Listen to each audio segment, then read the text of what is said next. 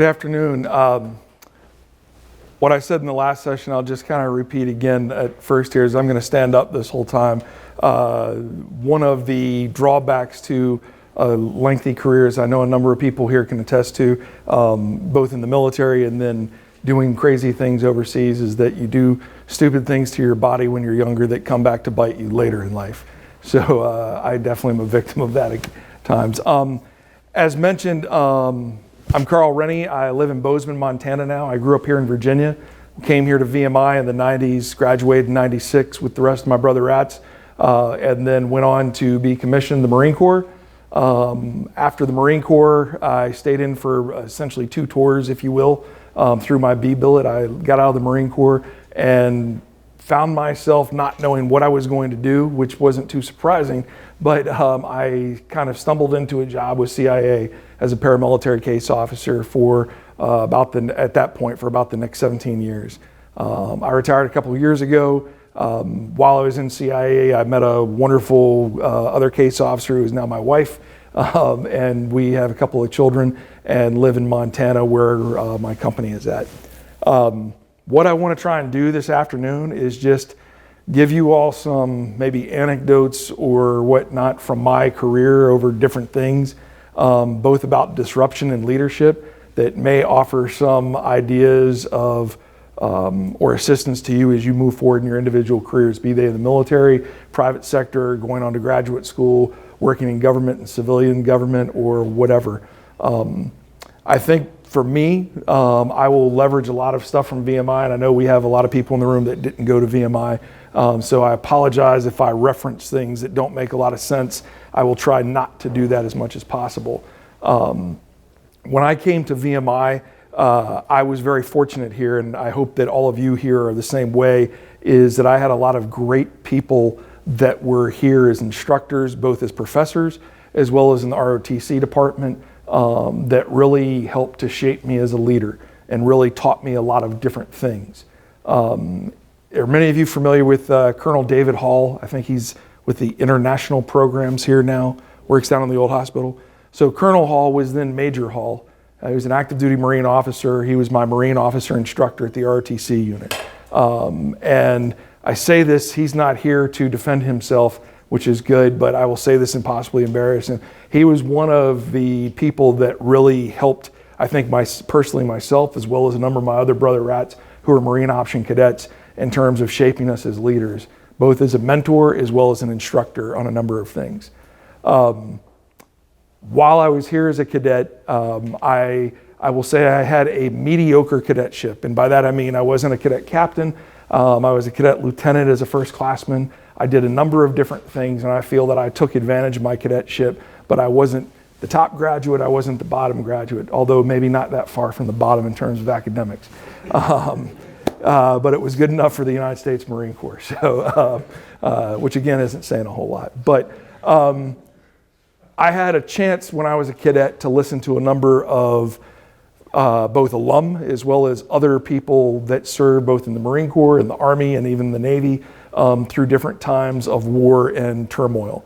When I left VMI in the mid-90s, we were a military at peace.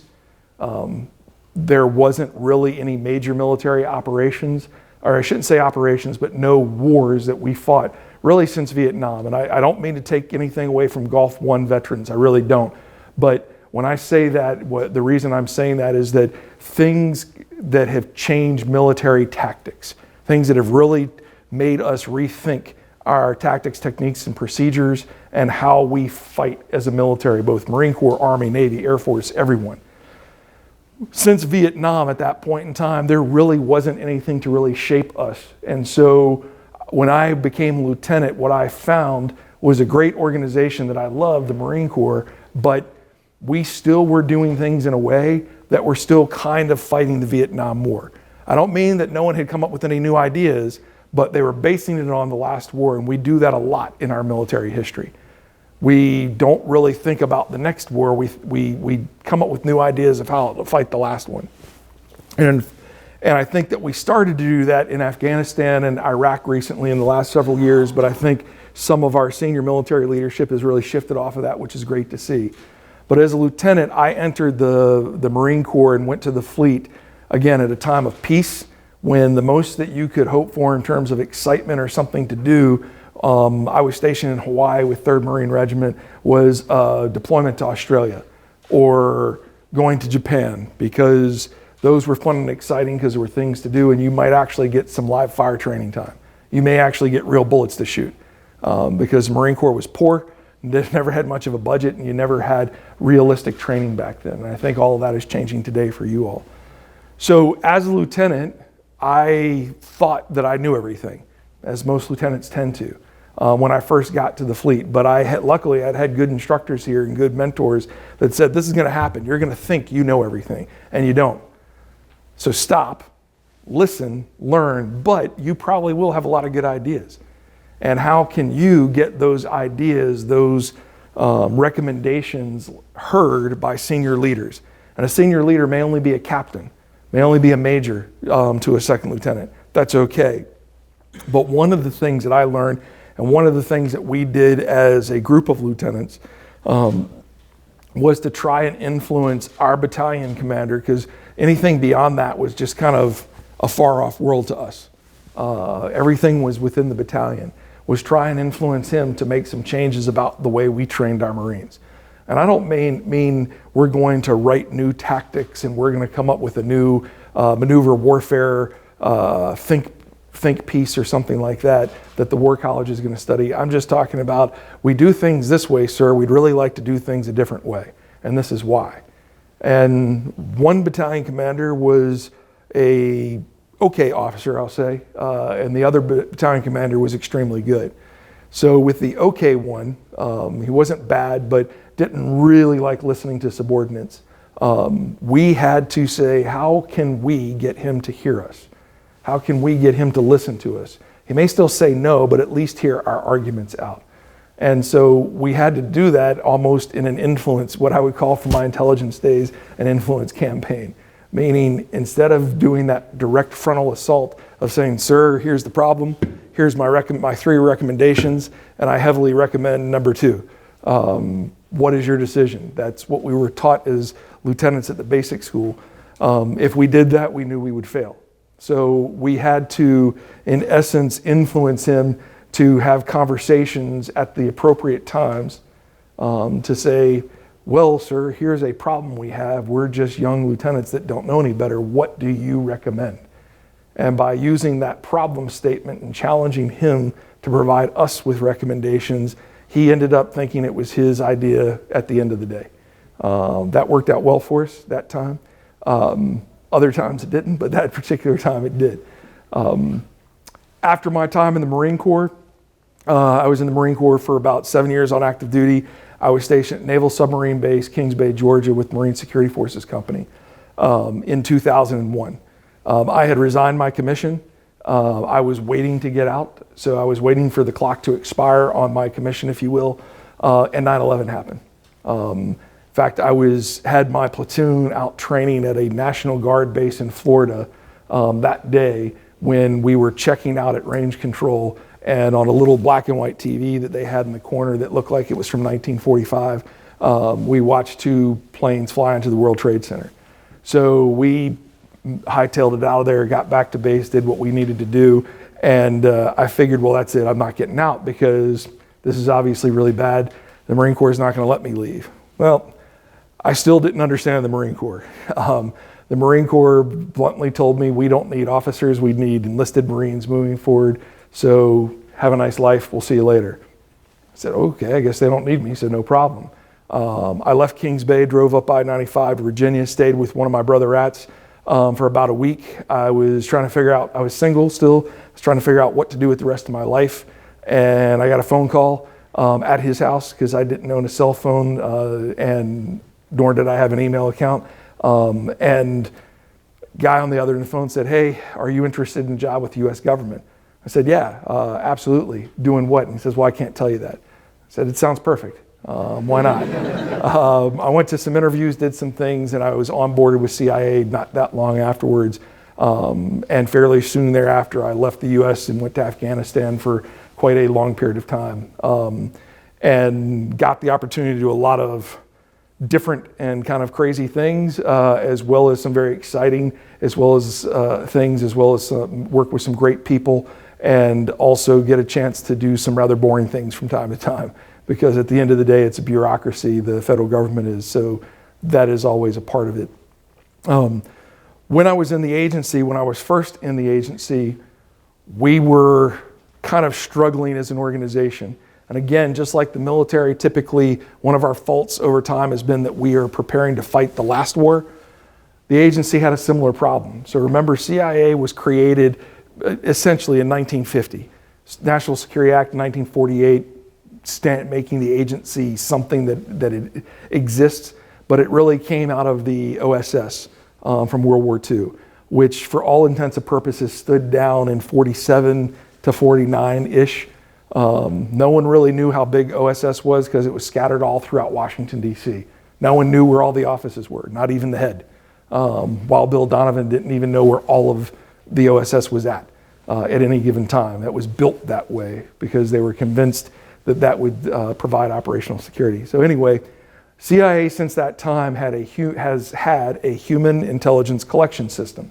And by that, I mean if you go to CIA.gov, you can read this. It's right there on the website. That our human intelligence cycle is spot, assess, develop, recruit, handle, and terminate. What do I mean by that? So people like myself and like my wife, who was a case officer, go overseas and we convince people to spy for us. We convince people to betray their countries for the US government. We say, hey, Mr. KGB officer, please tell us all of your secrets because we really want you to. And he says, well, of course, if you say you really want me to, then of course I will. Because the US is better than everybody else, and I'm just going to tell you. A little bit more complicated than that, but that is what we do. That system has worked. We defeated the Soviet Union. We've had a lot of other intelligence systems, and by and large, it's a very, very well thought out, and it works very well how that is implemented and how that works. I won't go into all the details. That said, in 2002, early 2002, we found ourselves in Afghanistan and in a place where no one ever thought we would be back to. Remember, our involvement as a country in Afghanistan prior to that was really supporting the Mujahideen, which was really us giving stuff to the Pakistani military and the Pakistani intelligence service, the ISI, to give to the Mujahideen to go in and kill Russians. That was our objective. They made a good yet funny movie called Charlie Wilson's War that kind of gives you an idea about that time period. We really didn't care about Afghanistan as a country. And I don't say that because I hate Afghans. I'm just saying the obvious. The US government really didn't care.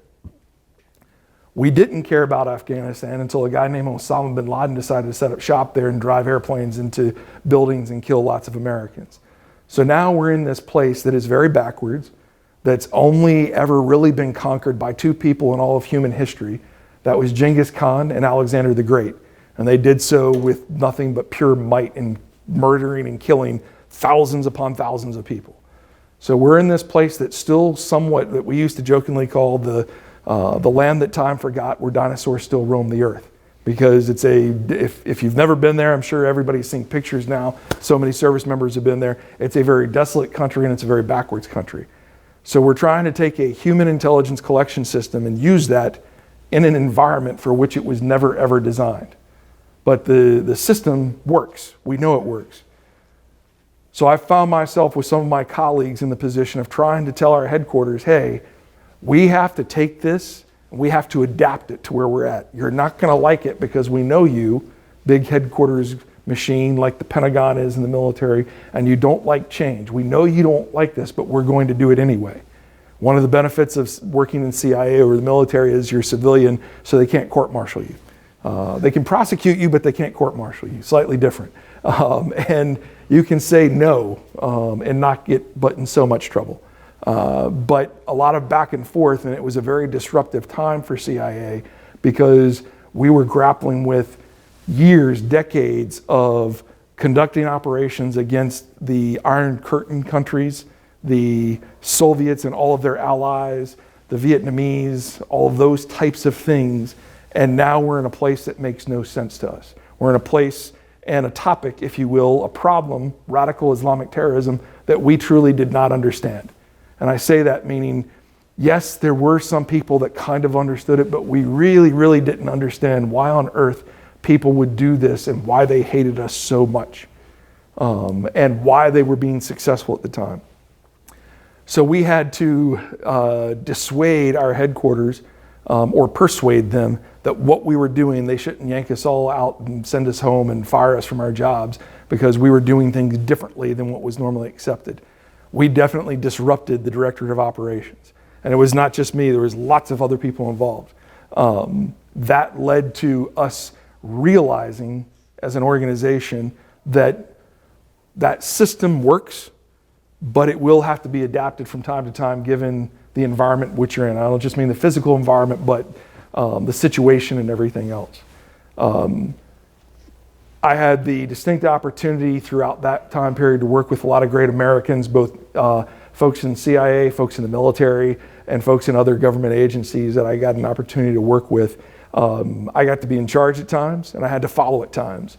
One thing that remained clear and constant ever since my time here at VMI is that if you want to be a good leader, you better be a good follower, because you're going to have to do both. Even generals follow somebody. Even presidents follow somebody, and that's called the voters. So everybody has to be a good follower if you want to be a good leader. And in CIA, there was really no difference in that from my experiences. After my time for a long number of years, going back and forth to war zones and other garden spots, I had the opportunity to live overseas for about 5 to 6 years with my wife and then very young daughter, our first daughter. And I did a number of tours in West Africa and a few other places. One of the things that showed me was how disruptive the United States can be to other countries. Our policy decisions that we make as a country, small things, can greatly affect other countries in ways that we don't realize living here in the United States or being other places overseas. So take, for instance, recent news in recent media. When President Trump decided to pull troops out of Syria, that greatly caused a disruption to the Kurdish forces in northern Syria. They had to make decisions very quickly. That's a very blatant example, but other smaller examples, when we change budgets, there are countries in the world, particularly in Africa, whose government basically exists because we fund it. And I say that not criticizing whether or not we should, it's just a matter of fact, is that governments exist overseas. People don't pay taxes in other countries. They don't make revenue that way. So a lot of third world nations exist because countries like the United States give them money to operate. So when we make decisions as countries, as a country, that can affect people in ways that we don't even know at the time. When I was in Sierra Leone, working there for a period of time, the charge d'affaires, so that's the number 2 at the embassy, the State Department officer that falls immediately under the ambassador, like the XO almost. The ambassador was out of country, so when the ambassador is out of country, he or she is called the charge d'affaires, vice the deputy chief of mission when the ambassador is there. Why? Honestly, I don't know. It's a formal thing with the State Department. But anyway, the Peace Corps was coming back into Freetown, into Sierra Leone at the time. They had been out because of the Civil War, all of the various mutilations and very, very bloody long Civil War, Charles Taylor, Liberia, all sorts of bad things in the 90s.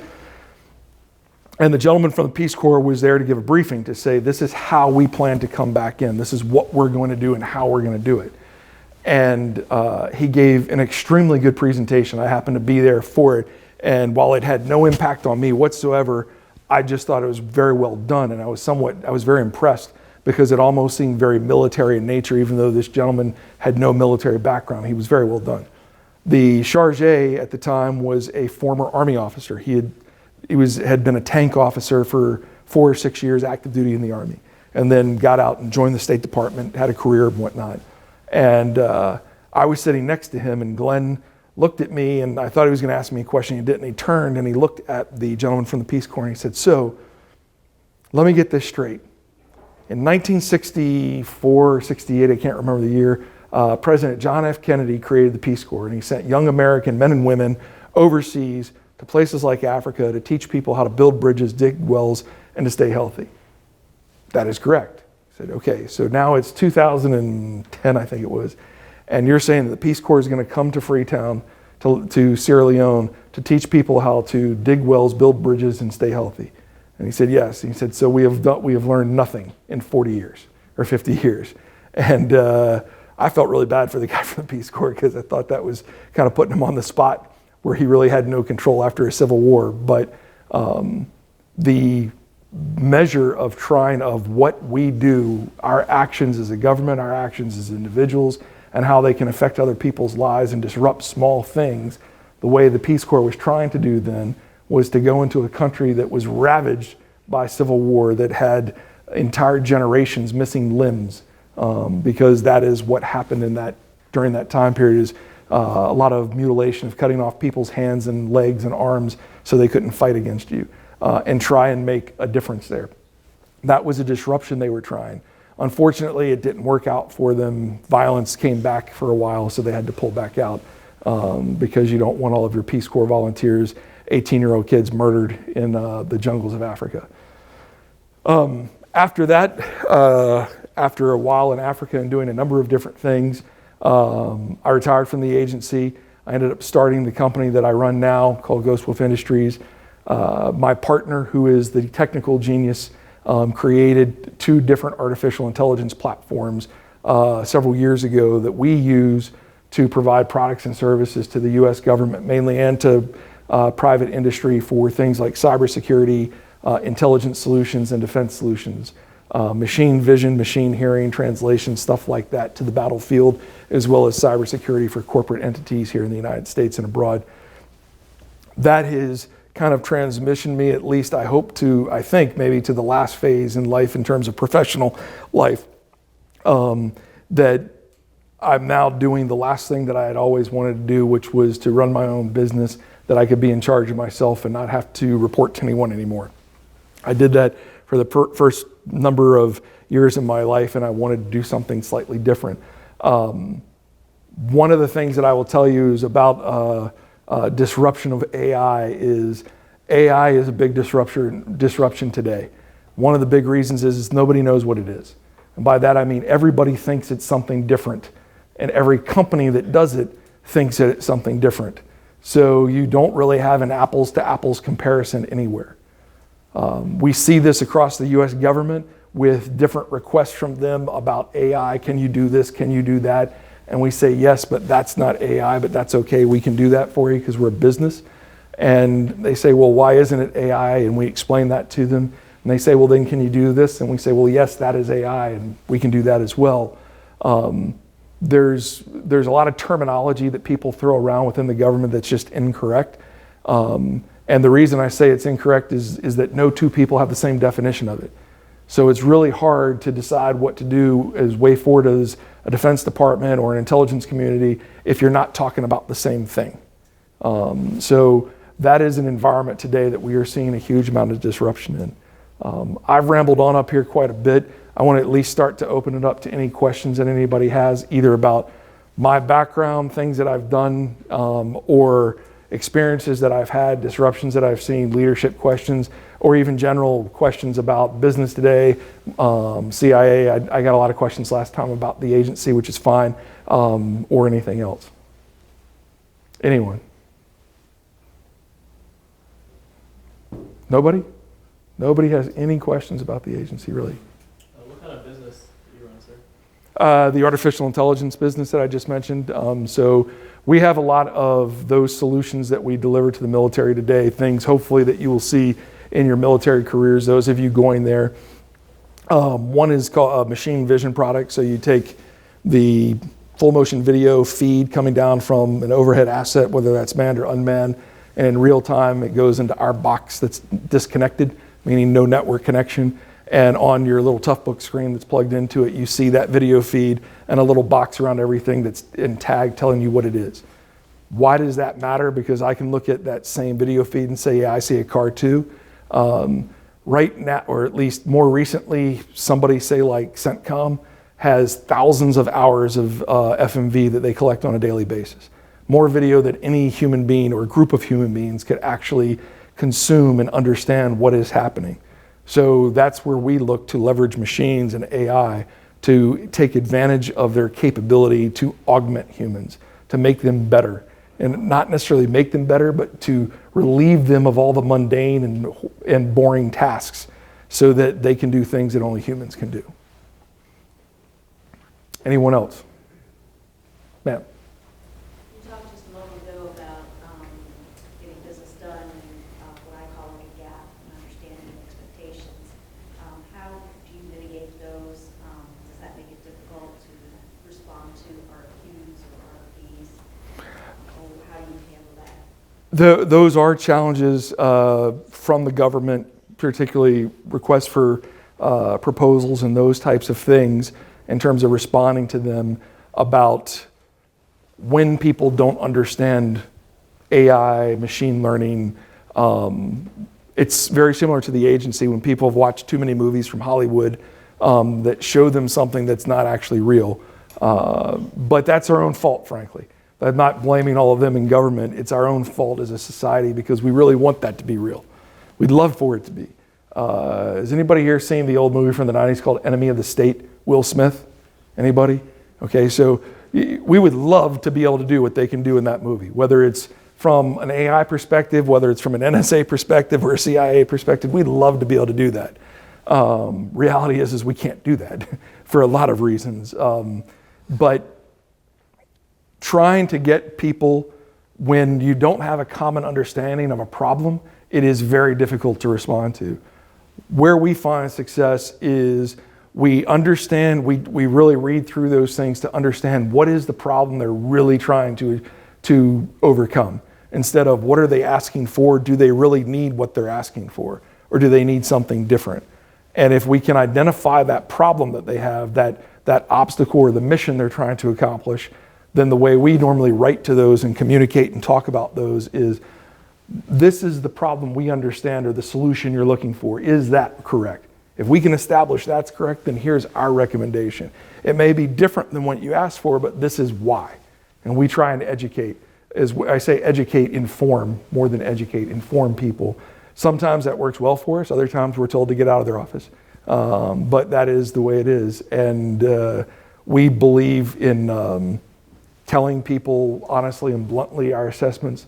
My company has got both veterans and non-veterans in it, but we are a heavily veteran-run company for a number of reasons, the least of which is that people from the military typically have a very good understanding of mission focus and can also speak to our main clients, which are the military and the intelligence community. So, but we do have a mixture of folks in the company.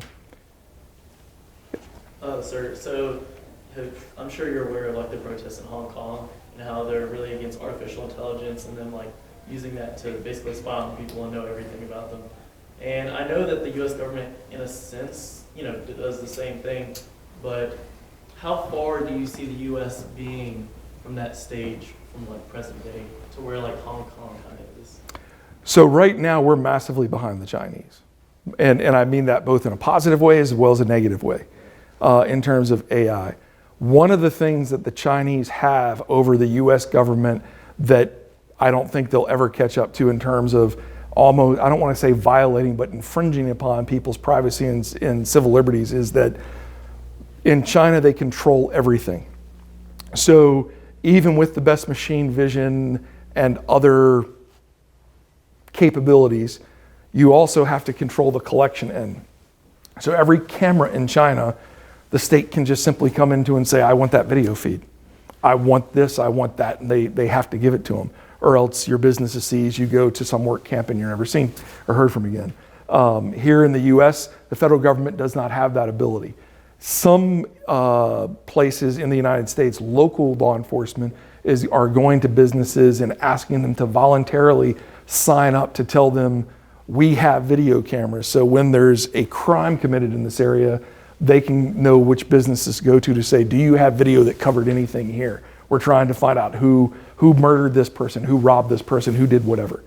I think that's a far cry from what the Chinese do. I think that in general, there will always be a push by some of our our fellow citizens, be they in government or not, that are very hawkish, that want the government to try and prevent more bad things from happening. So more spying on Americans is what they're in favor of. But our liberties, our freedoms are not free. They cost something. Sometimes that means in order to have more privacy, we have to accept a higher risk. In other words, more danger.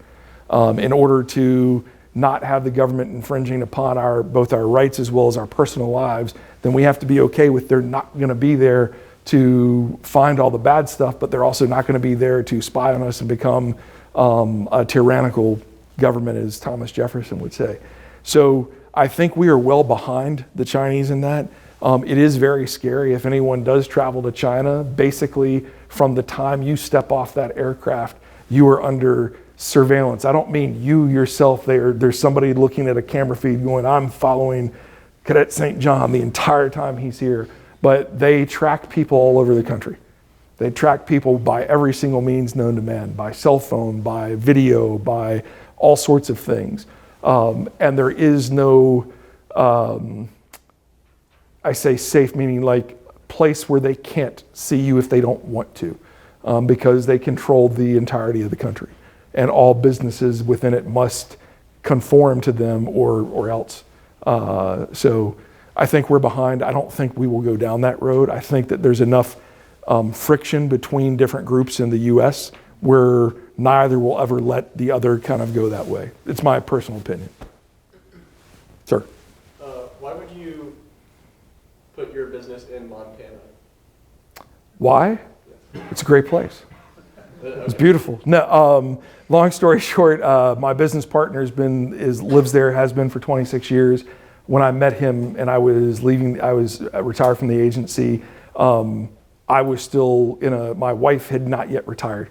So we were going to the next assignment, didn't really know where we wanted to end up. That was a great place to build it. I do have some relatives there. There's a university there, Montana State University. Of course, it's not as good as VMI because nothing is, right? Except their students seem to have a lot more fun than I did as a cadet. That said, great state for business, very business friendly.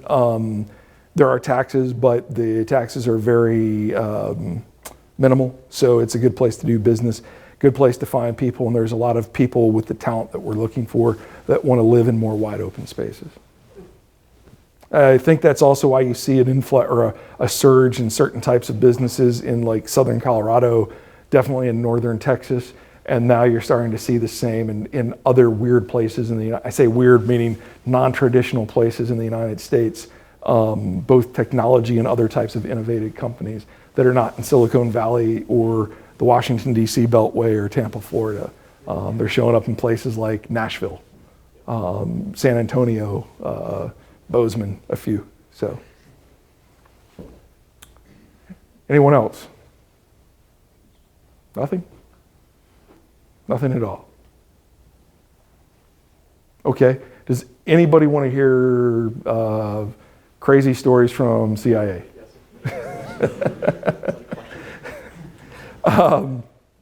Is anybody here interested in working for CIA? And you don't have to raise your hand, but I'll just leave that out there. So one thing that I will tell you is, and this does deal with disruption and leadership, I think, very heavily, is that all of our intelligence agencies, so that's CIA, National Security Agency, NSA, NGA, National Geospatial Intelligence Agency, NRO, the National Reconnaissance Office.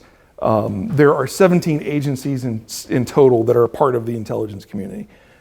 Those that I just listed are kind of the ones that generally have always been and actually do something related to that. And I don't disparage the FBI who's in it, but their sole focus is not on intelligence. That is, they do foreign counterintelligence and other things, and they're definitely a member of the community, but that's not their sole focus. Working in the intelligence community, one of the biggest things, and I think this relates back to anything that you do as a leader after, even while you're at VMI or later in life, is you have to be adaptable, you have to be agile. So a saying that we used to use in the Marine Corps as well as in the agency was improvise, adapt, overcome. You will constantly be faced with challenges where you're in imperfect situations with imperfect information, and it will change every single second. And you have to make decisions, you have to improvise, you have to overcome. And no one is ever going to be able to tell you exactly what to do, because the situation is that dynamic, happens all the time. I was living in Conakry, Guinea. Who knows where Guinea is, the country of Guinea? Oh, you do? I didn't even know when I got assigned there. I had to look it up on a map. So I'm impressed, outstanding. So it's on the west coast of Africa, former French colony. In 1968, then Prime Minister Charles de Gaulle of France said, hey, we're pulling out of Africa. We will give all of you your liberty, basically, your freedom from France, your independence, all of their holdings in France. You have two choices. It's a binary choice. We can stay in transition power over the course of about 2 years, and we'll help you transition to a form of government and all these great things, or we can leave right now. The Guineans said, we'll take option 2, get the hell out right now, we hate you. So literally the French packed up and left in a matter of about 5 days.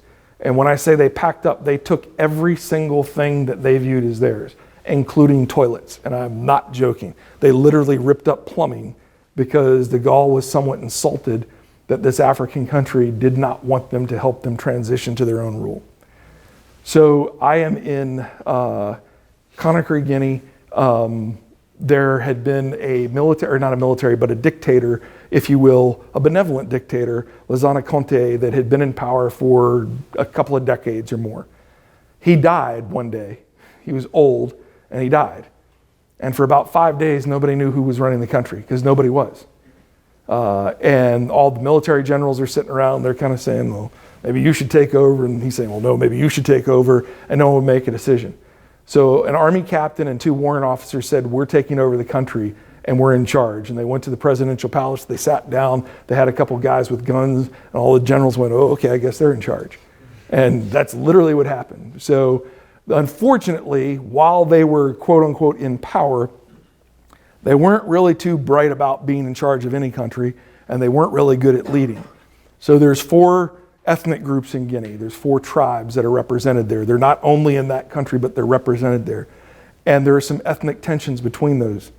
So the ethnic minority, if you will, the Pool is the tribal name, the Fula people as they're called elsewhere, after a lot of friction and problems over a series of months, did a march as a demonstration down to the biggest place in Conakry, which was the soccer stadium. Was peaceful, there was no violence or anything, but it really, really was kind of the straw that broke the camel's back with the military junta for them, in their view. It shouldn't have been, but it was. And so they let all the Pool march down there, they let them go into the stadium, they locked the gates behind them, and they shot everybody. This led to a very tense and problematic time period, as you can imagine, in town.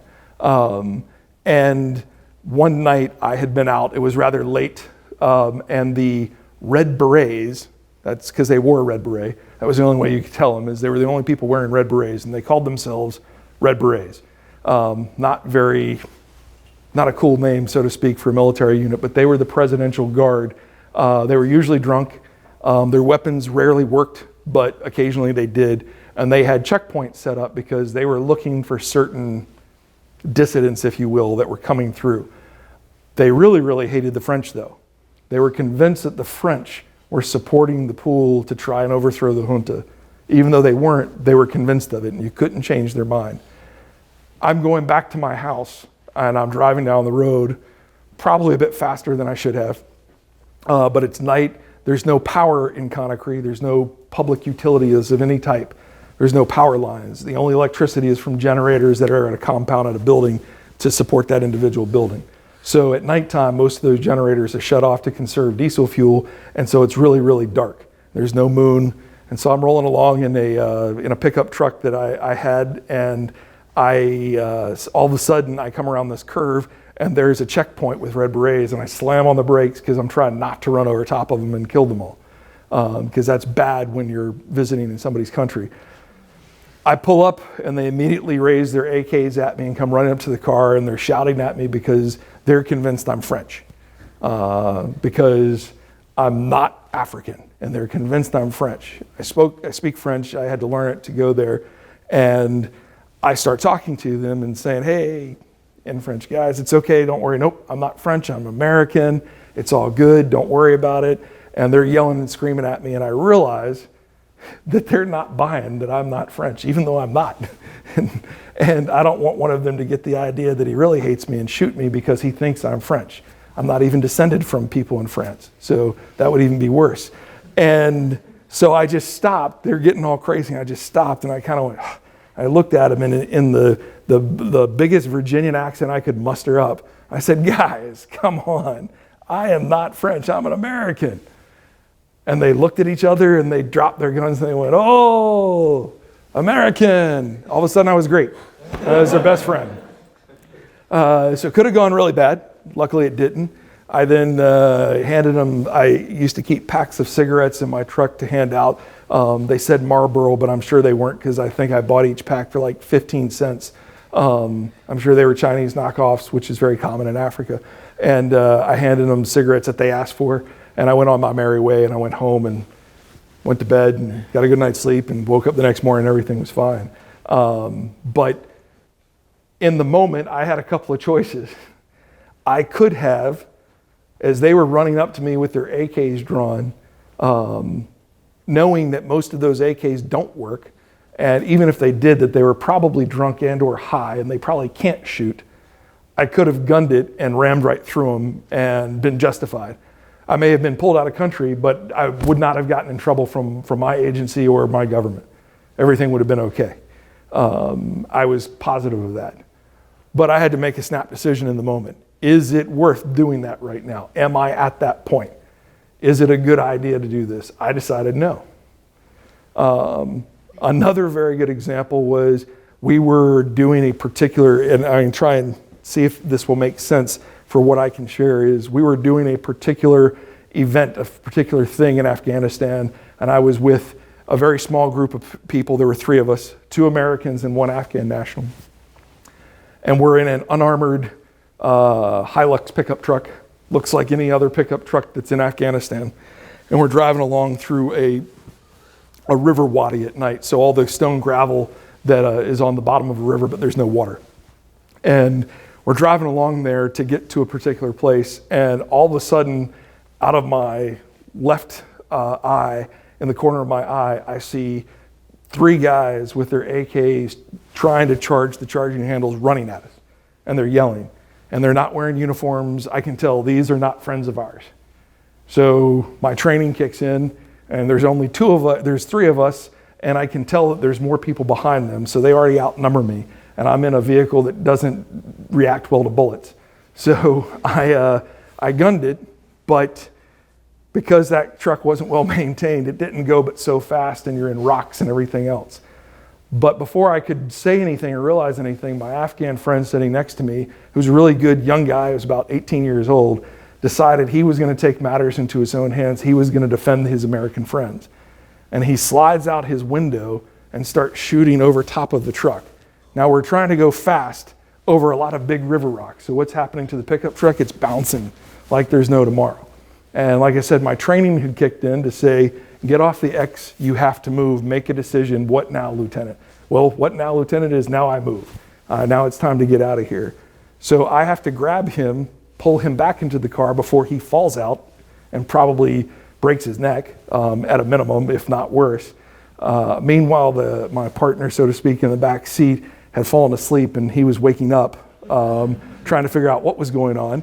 And then he proceeds to ask me, should I shoot back? And I informed him that would be a wise idea. Now that they're shooting at us, you should shoot back. But we were able to maneuver our way out of that. But that is a different decision that I had to make in a similar situation. And those aren't just tactical. It's saying, is this a good idea to try and talk my way out of 5 to 6 guys running at me with AKs in Africa that are probably either drunk, high, or both, and their guns may not work? Maybe I shouldn't. I can just talk to them. The other guys, I decided it was best to get out of there and to not see what they wanted, because that was probably fitting me for an orange jumpsuit, which I don't really like. Orange is not my color. So 2 kind of completely different things, different places, but decisions nonetheless that you have to make in the moment. being in the intelligence community is both exciting, but is something that you have to be adaptable to. As much as I was in Afghanistan and West Africa, I also had to work in Washington, D.C. I had to be in charge of people. They made me put a suit on every day for a while and go to meetings and stuff that I absolutely hated.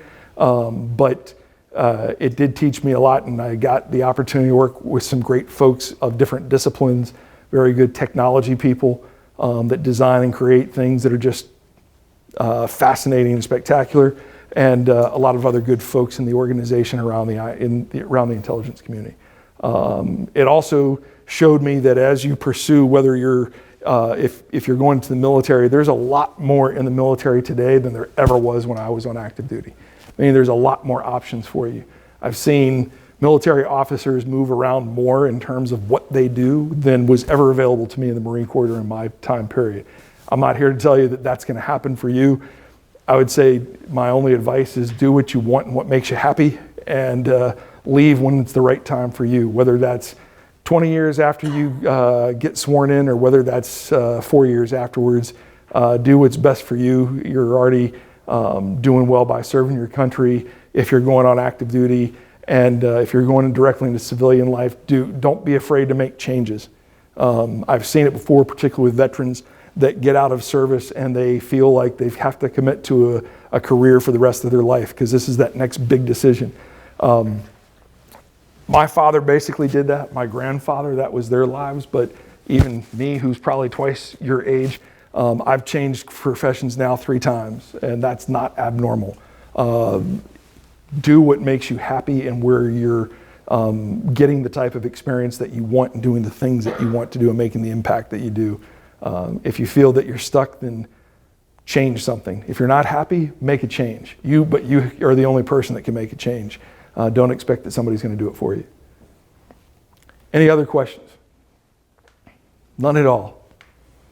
Well, thank you very much. I don't know timeline. I'll defer to you. You're good. Thank you. You're welcome.